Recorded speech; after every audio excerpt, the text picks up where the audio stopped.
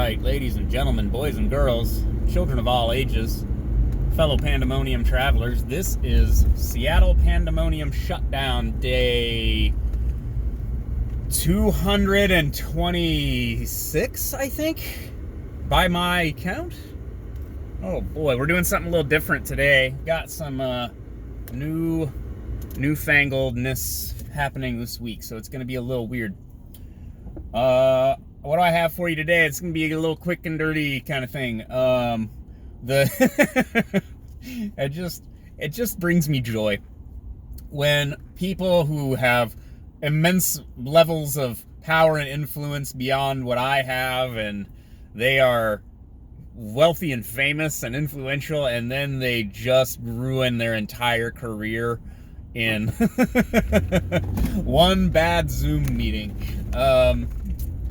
So, what is his name? Jeffrey Toobin. Jeffrey Toobin is a legal analyst, I believe, with, was he with the New York Times? And this poor bastard, he's in the Zoom meeting with, his coworkers. They're like wargaming election night or something. And it became more like wargaming erection night, am I right? I think I stepped on, was that Neon Tasters material that I'm stepping on? He is balls ass naked on the live stream and just starts jerking his gherkin, and oh boy, it's just so fantastic. It's just wonderful. And so he's fired. Very, very fired. I can't believe it. It's just so wonderful. What else is happening? More election hell. Alright, everybody stop for the flashy lights. Book 'em, Dano. It's Monday. We've got like 15 days until the election, and again, we're kind of acting like, oh yeah, then this will all be over and everything will calm down, and I don't think so. I think that if Biden wins, people will riot. I mean, like libs will riot. The conservatives don't really riot. And if Trump wins, they're going to riot. So either way, we're going to get more rioting. So much rioting. And I don't know. I don't know exactly what was going down today, aside from the Jeffrey Toobin thing. I don't know. Just me yelling at commies and socialists. People, this is just an aside, people post things like the one meme that I've dunked on this person. They post this meme of FDR, that's Delano Roosevelt, Franklin Delano Roosevelt, to you. And it's a quote from him that everyone should have a good job with a living wage, and you have a right to a home and right to health care and all this other stuff. And people are like, yeah, let's do this. This is a great idea. And it's like, we've been trying, that's the great society and all that. We've been trying to subsidize education at the federal level. We've been trying to subsidize health care at the federal level.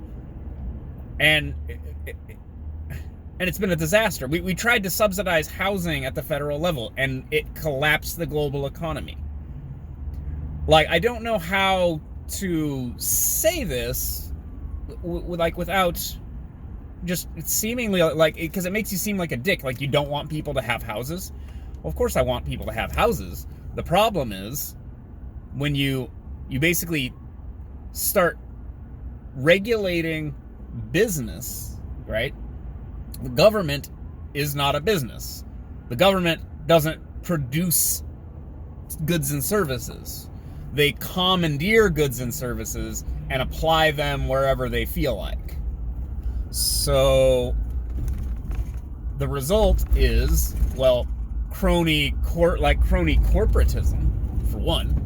So you end up with corrupt officials doing backroom deals, and you have the private sector taking advantage of regulation, and the result is you leverage a whole bunch of mortgages, or you give out a whole bunch of mortgages to a whole bunch of people who can't actually afford them, and then when the interest rates go up, they all default, and then all the loans held by all the banks that are held by for all these houses then have to collapse. Oh, but they don't collapse. We bail them out with our tax money.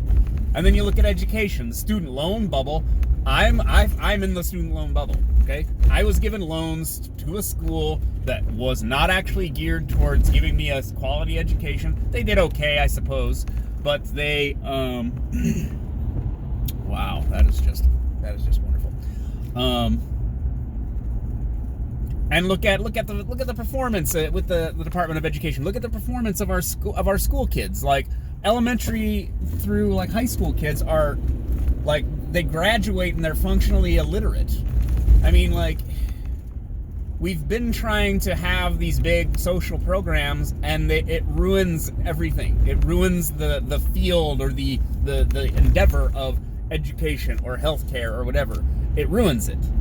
And it is just an obvious pattern over the last, 70 years in this country. And yet people want, more socialism. Let's throw more money at it. And it's, just not a solution to our problems. And having other people provide you goods and services isn't a right. It's other people's goods and services. They have to, produce it. It takes their finite life to make it. You don't have a right to it just because you want health care. And of course, promising such things makes people feel real good and gets you a lot of attention and traction if you're in politics, for example. Anyways, that's enough for me for Monday. I'll talk to you guys later. Bye.